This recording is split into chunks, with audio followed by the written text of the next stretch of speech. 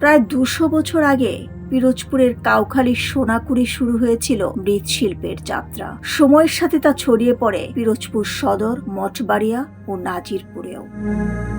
একসময় হাজার হাজার পরিবার জড়িত ছিল এই শিল্পে। বিশেষ করে পয়লা বৈশাখ এলেই কাজের চাপে দম ফেলার সময় থাকতো না শিল্পীদের। কিন্তু সময় বদলেছে। এক সময়ের প্রজ্বলিত সেই মশাল এখন নিভু নিভু আগুনে পরিণত হয়েছে। প্লাস্টিকের সহজলভ্যতা, কাঁচামালের দাম বৃদ্ধি, আধুনিক প্রযুক্তির অভাব সব মিলিয়ে মুখ থুবড়ে পড়েছে এই ঐতিহ্যবাহী শিল্প।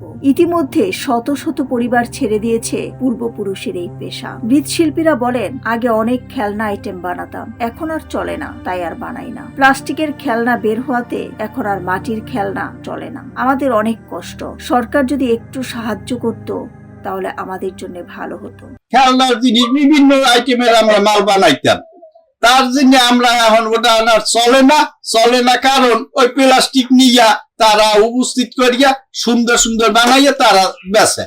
তার জন্য আমরা এখন আর ওটা বানাই না বানালে আমরা কি করবো? ওই খাদা যেটা ওই মোটামুটি একটু চলে, এই যে আমরা খাইয়ে বুঝিয়ে বাইসকে আসি, আস্তে আস্তে আমার কথা বন্ধ হয়ে যাইতে আছে প্লাস্টিকের কারণে। আমাকে তো 100 বছর পুরনি বাপ দাদার আমলের কাজ আমরা অনেক করতে আছি।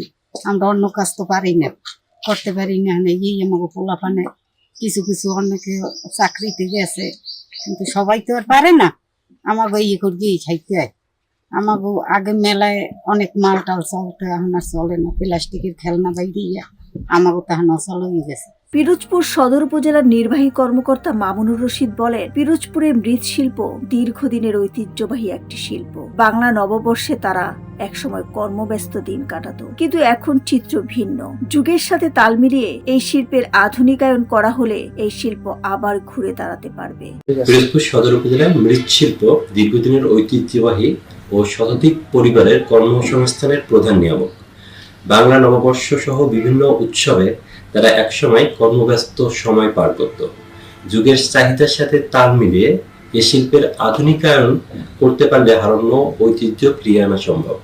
এ লক্ষ্যে উপজেলা প্রশাসন কর্তৃক তাদের উন্নত প্রশিক্ষণ, আধুনিক যন্ত্রপাতির ব্যবহার ও স্বল্প সুদে ঋণ প্রাপ্তি সহ প্রয়োজনীয় কার্যকর পদক্ষেপ গ্রহণ করবে। এত কিছুর পর তবু কিছু মানুষ আঁকড়ে ধরে রেখেছেন মাটির সঙ্গে তাদের সম্পর্ক। প্রশ্ন একটাই, এই ঐতিহ্য কি টিকে থাকবে নাকি হারিয়ে যাবে সময়ের স্রোতে?